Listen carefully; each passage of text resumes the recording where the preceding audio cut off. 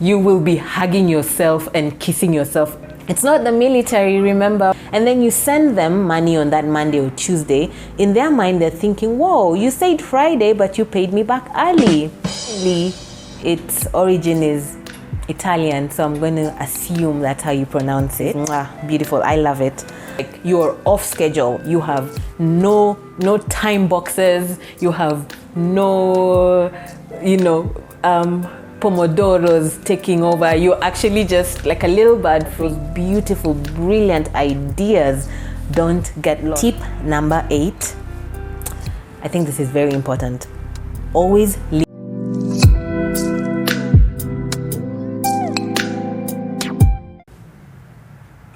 Hey there, welcome back to Conversations with We. This is episode 8. If you're new here, I'm Rita.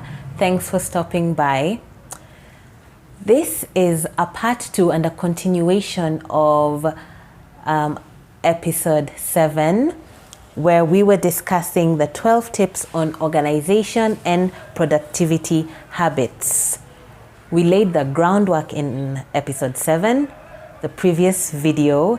If you haven't watched it, I suggest you stop and go back and watch it, because we are building up from there. So I'm going to link the video.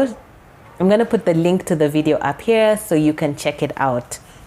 But if you're all caught up, then let's keep going. So we basically were laying the groundwork on knowing what we need to get done and in what order we need to get everything done. Basically creating our plan. Now that we have the plan, how do we execute it? And that brings us to the 12 tips, according to me, on organization and productivity habits.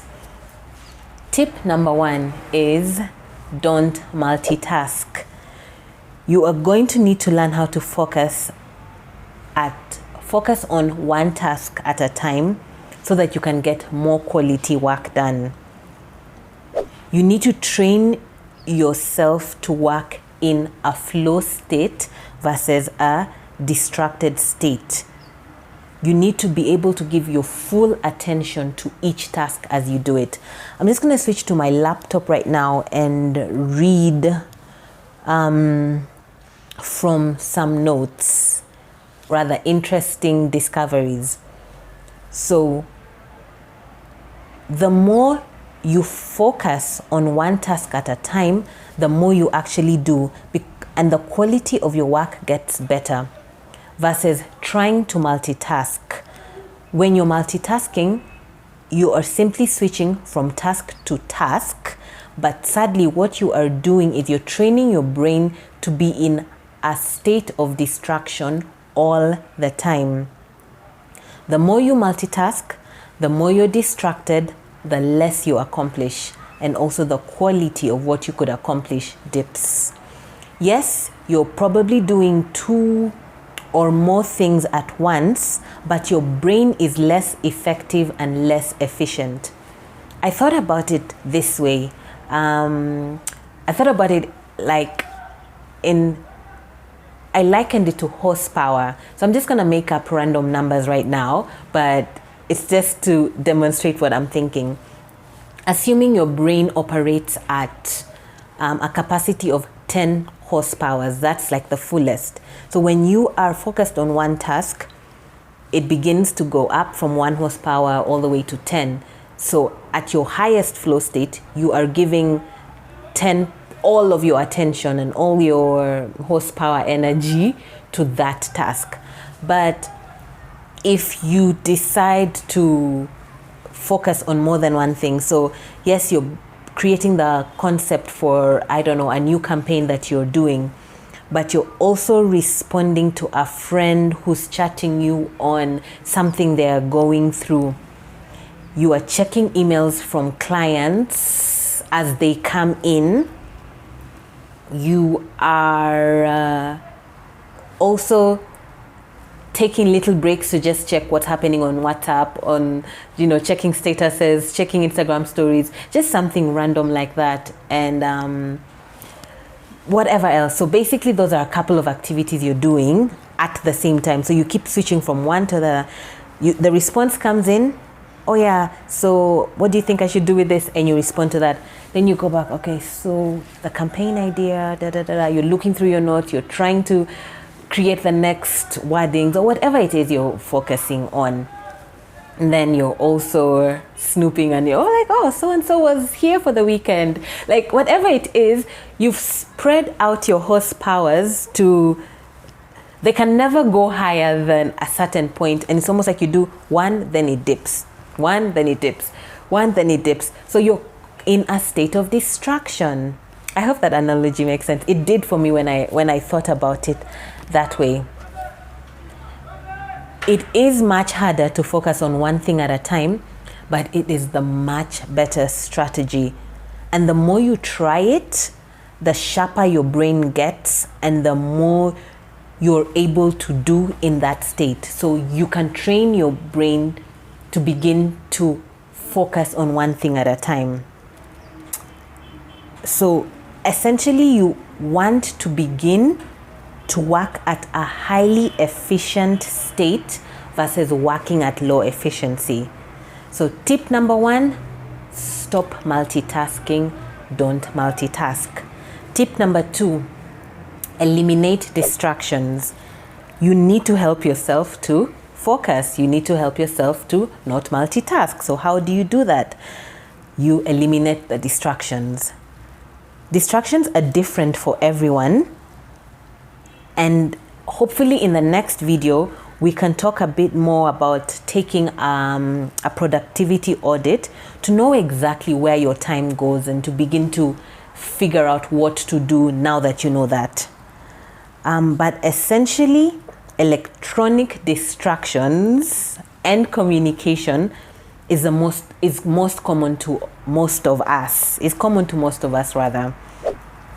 Smartphones, social media, these are all wonderful tools, and without a doubt we need them in our day-to-day.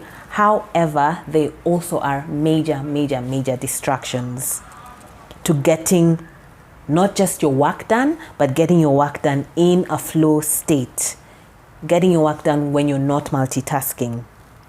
You know, you have your phone and emails keep popping up, notifications about, you know, what's happening in, news keeps showing up, or social media, this and that is happening. You know, I don't need to go into the details. You know what I'm talking about, right? So I have options for you to help you eliminate distractions. And essentially what we're talking about is eliminating electronic distractions in this particular case. But we said distractions are different. Once you figure out where else you keep losing time, you can figure out how to eliminate that. And we'll do that in the next video. But how do we eliminate electronic distractions? Get into the habit of, so option A, get in the habit of muting notifications on your PC or on your phone. Basically snooze everything. And in as much as this is actually a very, it is a good plan, I think it leaves a couple of loopholes. So the thing is, so my phone could be on mute, but every so often I'll keep checking it to see maybe if I got a phone call, maybe from a client, maybe from my boss, or maybe from my mother. So it's on mute, but I have to keep checking it to be sure I didn't miss a call. Ergo, distraction. I have switched tasks. Or I pick it up maybe to do a calculation. My notifications are on mute, but they're right there, and I can see so-and-so just messaged me and, you know, is asking me how my day is going and wants to know, you know, all that good stuff. So again, mind is multitasking. It's already beginning to think about something else. So in as much as this is good, I think we can up how we eliminate our electronic distractions. Have you heard of the focus feature on your phone? Well, for some people it's on their phone. For others, you might need to download an app or to to do it, and I'm just going to demo for you what it looks like on my phone. Okay, so first things first, I'm not talking about muting, neither am I talking about the do not disturb. I'm talking about the focus mode.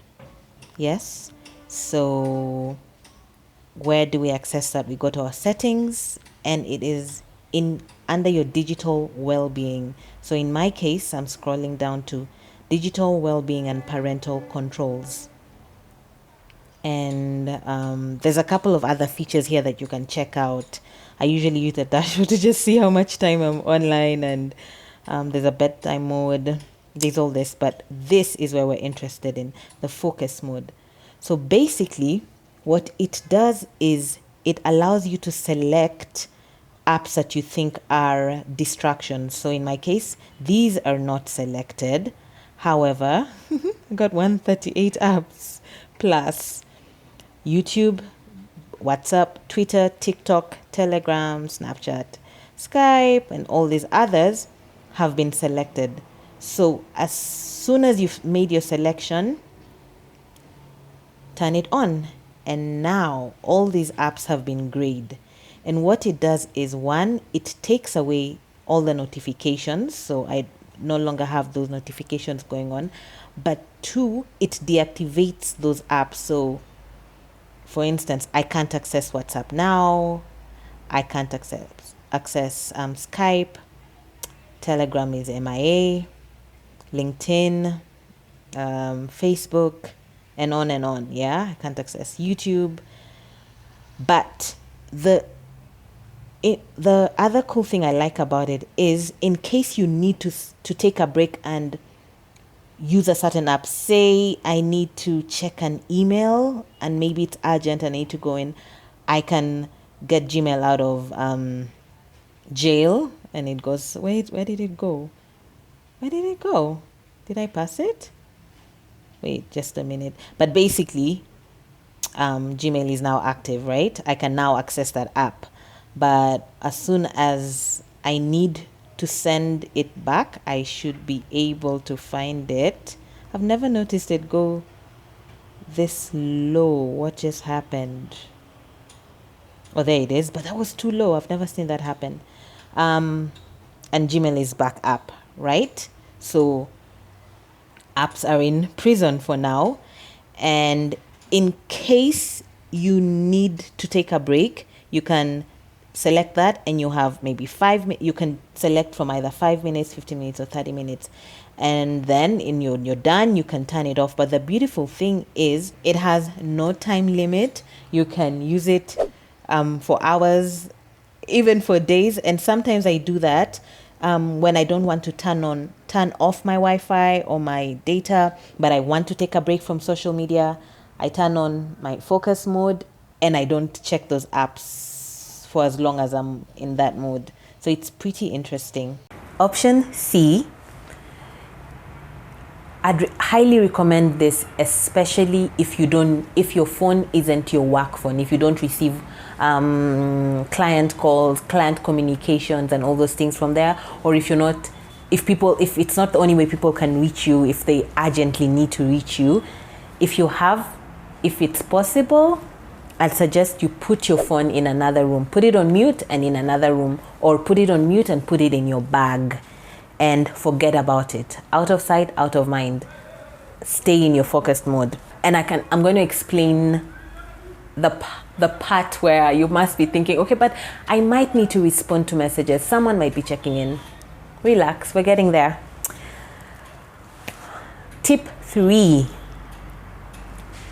Take regular breaks. Just as clearly as I need you to focus on your work, I am also going to need you to focus on your break. When you take a break, it needs to be a break. You need to relax. You can't be on your break and also checking emails on your break and also trying to figure out a project idea. So we're going to learn how to take breaks for real and also make them more regular. Concentration is like a muscle. It needs rest to be able to function. It shouldn't be overworked or it will burn out. And once it's burnt out, it takes longer to get back to optimum. It takes longer to get back into the groove and the swing of things. What we want to do is move from having to work extremely long hours on end to working smarter with frequent breaks. You need dedicated focus, what we just discussed, not multitasking, eliminating the distractions. You need dedicated focus to get quality things done and faster.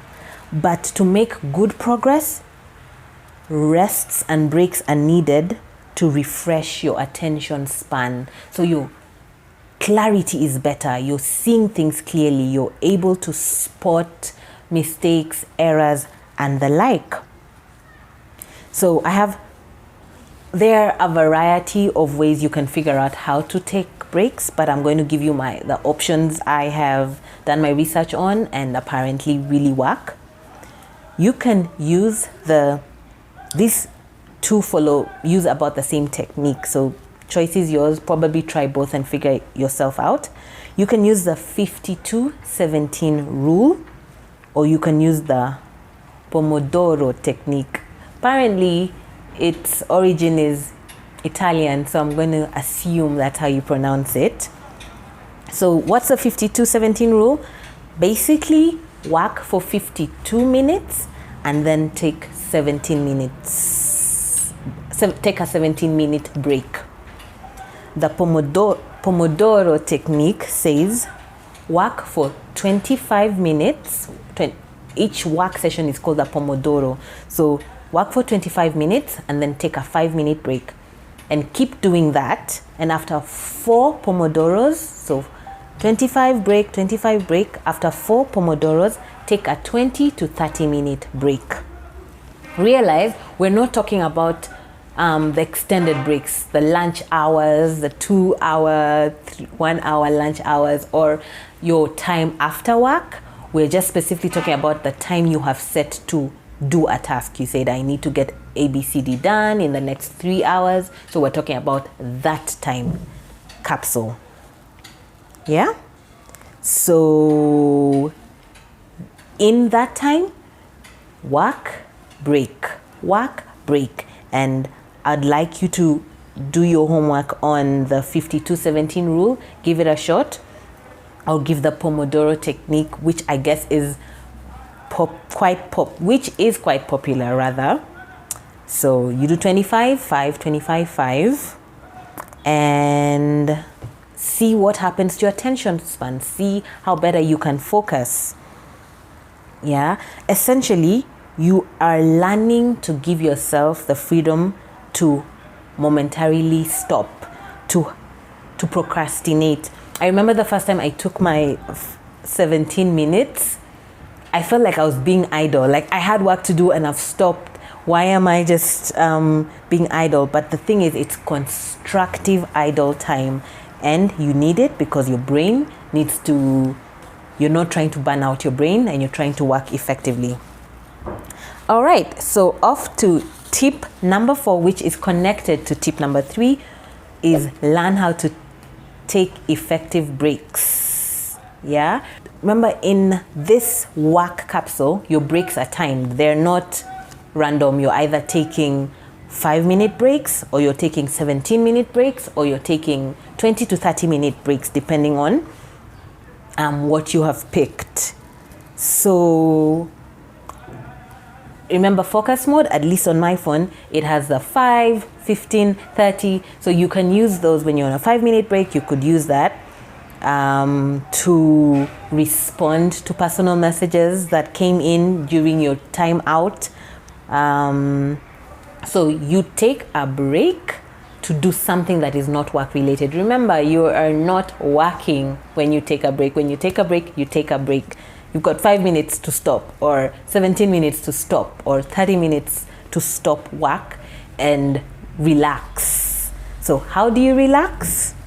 You can respond to personal messages Now you can tell them how your day is going, check in on them. Maybe you were planning a girls trip, check out the group chat and see what's been going on, respond to what you can respond to. And once break time is done, back to concentrating on what you're doing. So yes, you can respond to personal messages. Other options include checking social media. However, I want to say that I wouldn't recommend this. I feel like social media is such a rabbit hole. Like, yeah, I'm just gonna check it for 10 minutes.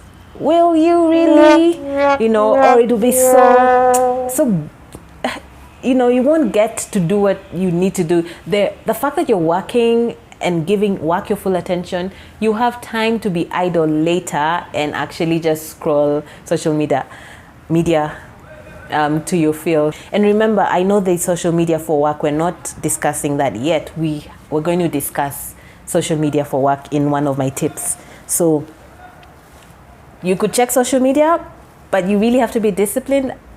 I'd suggest not. However, figure yourself out and do what works for you. You could read an article, read a blog post, learn something new that you've been trying to learn during that little break.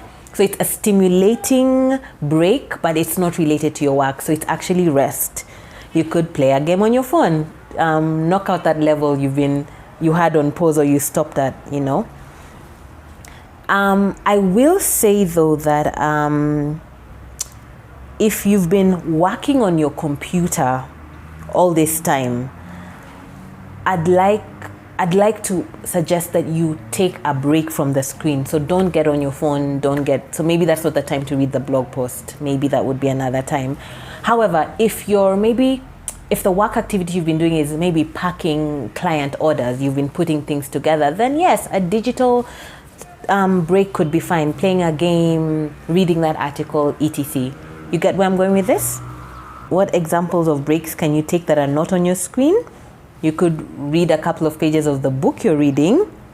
You could stand up and stretch. So learn a few stretching exercises. There's beautiful stuff on the internet that you can learn.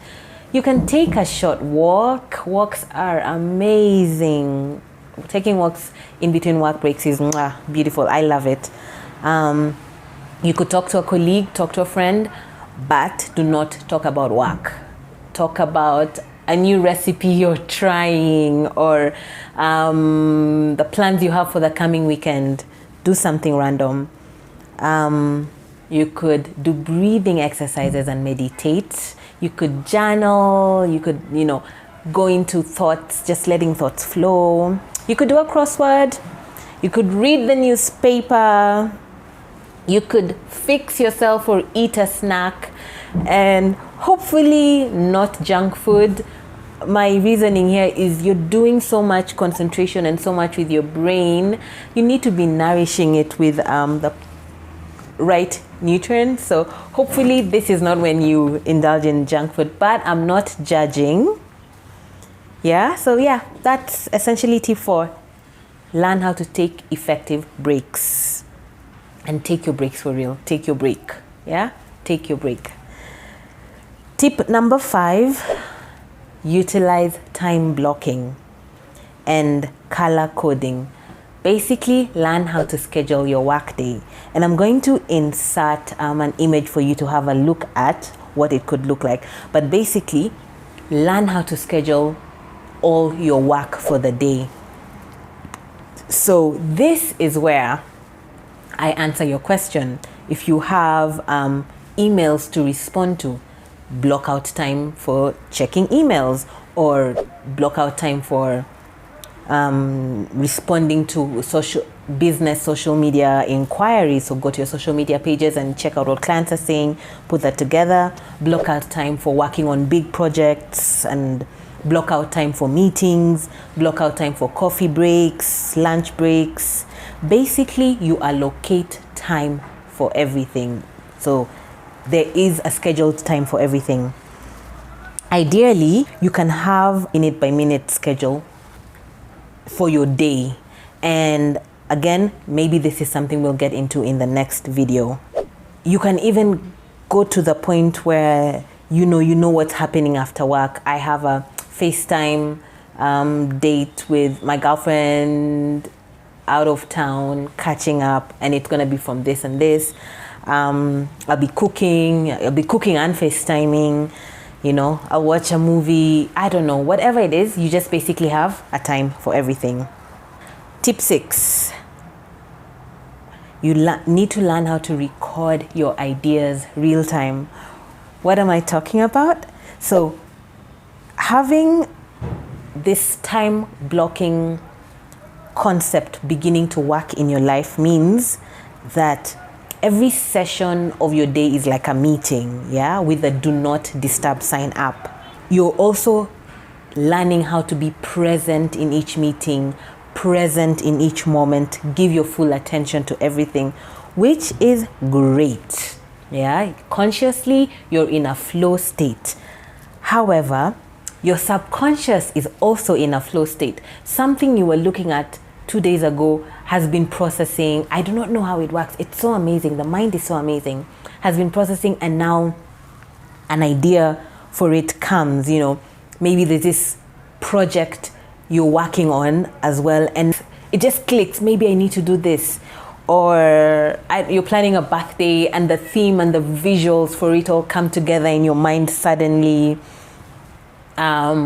You're thinking about an eating out adventure with someone, and someone mentioned something that gives you an idea, and you're like, oh, we need to check it out. And so you want to text them to say, I think I figured out the restaurant we need to go to. So anyway, what I'm trying to go with this is the subconscious is also in its flow state. Don't lose those ideas. Don't let those ideas fly away. So these ideas, these thoughts, these inspirations, and sometimes it's even like it can be a name of a person that comes to mind, and you're like, I need to check on so and so, and how is this happening? Don't let those fly away. I need you to jot down, to record, you might be in your time block for a walk, so you can get your phone and record a voice note.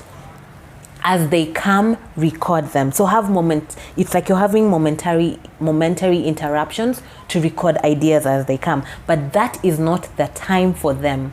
So you're not interrupting your conscious flow state. You're just allowing the subconscious to do its downloads. So record what you need to record. I mean, you could probably be even at lunch with someone, and an idea comes, note it down. Maybe even mentioning it to them could help you guys expand it. But you're not getting out of giving what you're in its full attention. So this can also happen during breaks. But remember, when we take breaks, we take breaks. So it's a break, and then the idea for something you've been trying to do comes together. Note it down. And when it's time to look through the list, allocate it to, put it in the project section, put it in the birthday section, put it in the dinner section. The dinner section is maybe you can text them now during your break, where you're responding to personal messages. Hey, I figured out what restaurant we need to go to. But do it during your break, because now it's texting time. So keep allocating time to everything, but allow for momentary interruptions so that those beautiful, brilliant ideas don't get lost, because it's so funny, they drop, and if you do nothing with them, they're gone. So all I'm trying to do is allow you to let the subconscious do its downloads, but not to interrupt the flow state you're in. So you're working on something, or you're in a meeting and another idea comes, note it down and then get back to it later. Finish the meeting, be in the meeting. Tip 7, you can always stop and reschedule. There's no hard rule about this. We're just trying to get efficient, but we are not in the military. So important interruptions can happen, emergencies can show up, or you just feel stuck. You're not flowing. You've done everything to be in your flow state, but for this particular project, it's just not working. You can't focus, you can't concentrate, there's no inspiration. Allow yourself to take breaks from work and reschedule it for a later time in the day or another day. So perhaps you thought you'd work on something in the morning and something else in the evening. If you feel stuck, probably you can switch things up and now maybe do a task you enjoy and take that one that feels a bit difficult right now to a later time or to another day, but just, give it its allocated time. And the thing you'll find is when you come back to that task, you have fresh perspective, new inspiration, and sometimes even new ideas that you didn't have. So when you can't continue with a thing, it is fine. Take a break, stop, reschedule it, and do something else. So just figure out how to reallocate your time, replan your day, repurpose your week, and all of that. If a full day was taken because an emergency came up, figure out where to take the chunk of things you had planned for and change your whole schedule. You're learning how to plan, you're learning how to organize, and you can reschedule. But the thing is, you're just not dropping balls. That's what we're learning how to do. Tip number 8, I think this is very important. Always leave room for the unexpected. You need to learn how to start working on tasks early. You need to have a good lead time on projects so that you eliminate that last minute rush that we experience in quadrant 1 that we discussed in the previous video. Basically, you need to leave room for tasks happening to take longer than you had expected, or delays that are external. Probably you needed feedback from another team, from an external party. Their machines broke down, so now they can't deliver, and now you're stuck because you needed those materials. I don't know, roads got blocked that day, so things can't happen, or mistakes happened and now you have to redo the entire project, or you fall sick, or you have a family emergency. Basically, the unexpected could happen. And if you had timed everything to the T, then you end up constantly back in quadrant 1, where everything is urgent, where everything is important, when ideally you can be working from the not urgent and important state, which is quadrant 2. So learn how to start early because the unexpected could happen. Just teach yourself and continue practicing, giving more time and focusing on items that were in quadrant 2, which is the not urgent and important, so that you can get those done before they become emergencies. Finish tasks ahead of time, basically, if you can start early. I want to borrow from something I learned probably as a teen or as a child, but I feel like this happened as a teen. I forget, but I learned quite early that if you ever need to borrow anything from anyone, but let's use the example of money, promise a later date. So say it's Monday today and you're expecting cash on Friday. So you're like, hey, can I borrow XYZ? I'll pay you back on Friday, because in your mind, your cash comes in on Friday. But what if something happens, the unexpected happens, the bank apps shut down and the person can't send you money, or I don't know, anything can happen. Basically, Friday gets here, you don't get your money, therefore you cannot pay the person, and now you're reaching out to say, I'm sorry, something happened, I'll pay you back next week, and now you don't even know what day.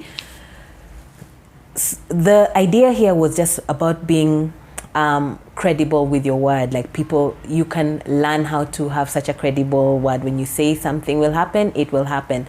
So assuming you knew money was coming in on Friday and you borrowed it today, but you tell the person, I'll pay you next week Friday. That's the arrangement. They give you the money. Friday gets here, you don't get your money, but you end up being paid Monday or Tuesday because of that issue that happened, the unexpected. And then you send them money on that Monday or Tuesday. In their mind, they're thinking, whoa, you said Friday, but you paid me back early. So, your credibility gets better. So that's essentially the idea. Just leave room for the unexpected. And also now if you ever need to borrow, give yourself like an extra grace period. Ultimately, all of this is we're learning how to get organized, we're learning how to plan, we're learning how to start early, we're learning how to take big chunks of work and break them down into smaller bite sizes and not drop the ball and be able to track them and see that things are actually, it's like you have a clearing and forwarding. Things are coming in and things are getting out. It will feel like a lot at first, but soon you'll develop a system. Soon it will be so easy. You'll be like, why wasn't I doing this a long time ago? Why didn't I start a long time ago? Yeah, so that's tip number 8. Tip number 9, we're almost at the end, is you need to set deadlines for yourself. I read somewhere or heard somewhere that the time you give yourself or the time you allocate to do something is as long as it's going to take. So if you say I'm going to get it done in a day, it will be done in a day. If you say I'm going to get it done in a week, you will wait until the week ends to get to doing it. So basically you need to practice setting deadlines, especially when you have open-ended work. Begin to say, I'm going to take this long to do it. Of course, it might take longer. We just discussed that. But you will learn from that and you'll know, okay, I thought this takes me 2 days to do. Actually, this type of work takes me a week. But you've set a deadline, you know what you're working with, you're working towards a goal, basically.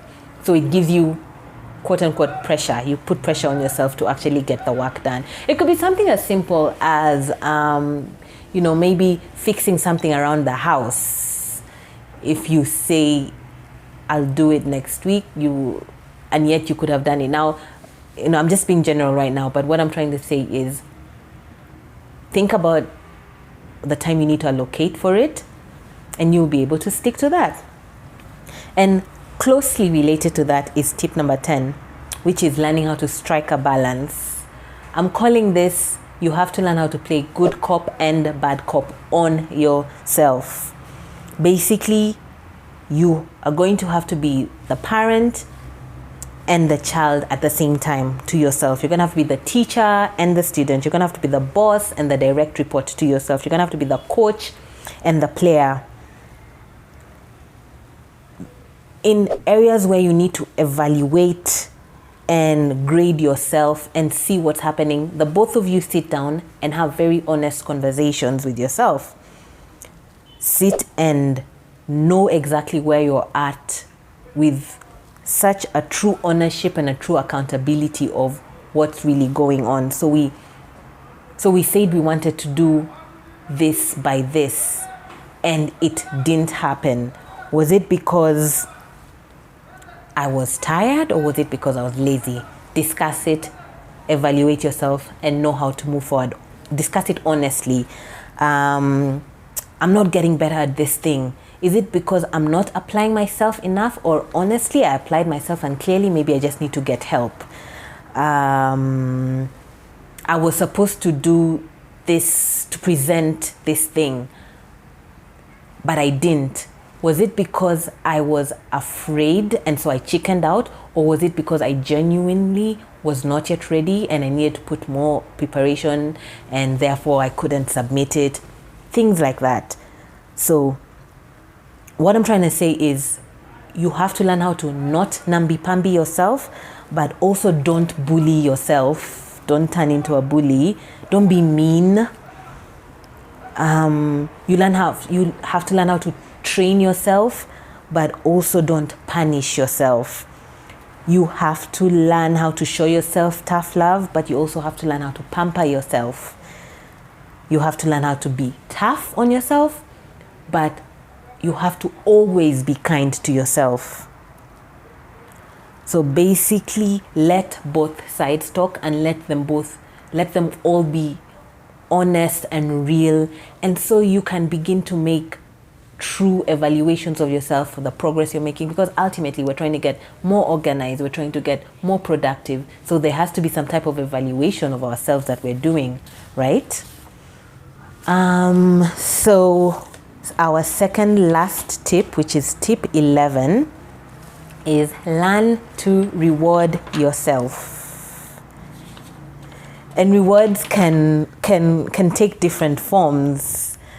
They can be as simple as the breaks you give yourself where you actually relax, you know, the 5, 17 minutes, 30 minutes, or the hours you take, you know, from after work. You are not going to touch work until the next day. Those type of rewards, they could be as simple as that.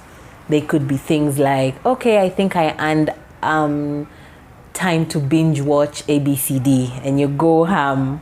Or, you know, I can idly scroll social media now, but you know, at some point you realize you don't even want to. It just becomes, I don't know, things just keep happening. The more you keep, I guess, upgrading your mind and doing things for you, things just fall off. It's remarkable. Or it could be treats like food. You could be like, okay, for this thing, once I accomplish ABCD, finish this project, or finally do this thing, I can buy myself a meal from, you know, wherever, or get this chocolate, or I don't know, ice cream. Okay, but I'm hoping it's not like a whole tub of ice cream, more like moderated. I'm not judging. Listen, I'm just throwing in ideas. Figure out what feels good for you. It could be a gift, it could be an outfit, it could be shoes, I don't know. But the point is, reward yourself for getting good work done. You're getting more productive, you're getting more organized, you're getting good work done. So once I do ABCD and I do it like this, I think I have earned myself this. It's not the military, remember, we're flowing with this entire thing. But yeah, be honest, be true. You can't start buying shoes every weekend just because, I don't know, you did your 5-minute break. Like, yeah. Anyway, I don't know. I'm not judging. Figure it out. But anyway, what I'm trying to say is reward yourself. Or you can take time off. You can say, you know what, I'm going to take leave after we accomplish this thing. Or if you work for yourself, you can take a day off or 2 days off and actually not touch work and do some fun stuff. Like, you're off schedule. You have no time boxes, you have no, you know, pomodoros taking over. You're actually just like a little bird free, and then when you're done, get back. Get what I'm saying? Reward yourself. Okay. And the beauty about the rewarding is it will get you so excited. It will give you a new excitement for the work you need to get done. Like, you know, I've reached level this. After I do this, I'm going to get that. I'm just gonna throw in shoes here. I don't think I'm a shoeholic, so I don't know why I'm throwing that in, but I guess a lot of people can be. So you will be so excited to do that job so well because you know what you get at the end. Make sense? Finally, tip number 12. This is something that is known as the 2-minute rule.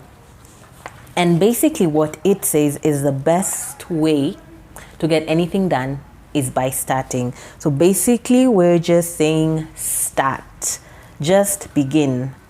When you're looking at a task and it feels overwhelming, it feels difficult, it feels like something you can't do, it could even be something in your personal life like working out, and you keep procrastinating, you never start, and you finally put it in your schedule and you're like, you see it and you're like, oh my gosh, I don't want to do it. The thing is, for overwhelming and difficult tasks, what's happening in our mind is we're looking at the entire thing that we need to get done and we're just like, this is too much. So the 2-minute rule basically says focus on the first 2 minutes of the task. Just do that part, you know, and once you do, you will find the motivation. You will find that motivation comes after starting. Most times, more often than not, motivation to do something comes after starting, not before. We often think that motivation is what we have before we do work. Rather, motivation needed to do the work is as a result of doing some part of the work. The greatest amount of friction we experience for any type of task is usually at the beginning, is usually at the starting. So, 2-minute rule, whenever you're feeling like you are hesitant and you probably set it out to do it and now you're feeling that friction, just start. 2 minutes in, you will find the motivation, you will keep going, you'll have built momentum. You will be hugging yourself and kissing yourself at the end of the work done. So those are my 12 tips on on organization. I was about to say procrastination. On organization and productivity habits. I hope you found something helpful, something that will just catapult you to your next level depending on where you're at. I saw the other day, I don't know if it was on Twitter or someone shared it from Twitter. I don't really remember where I saw it, and I didn't save it, so I can't quite recall what I saw. I think I just remember what it felt like. But I think the person was saying something like, you have the same 24 hours in a day that Beyonce has. So basically they're talking about look at your achievements and look at hers. But what was of particular interest to me and what I'm sharing is someone responded and said, no, you don't. Beyonce has an entire team. She has staff. So don't give yourself unnecessary pressure.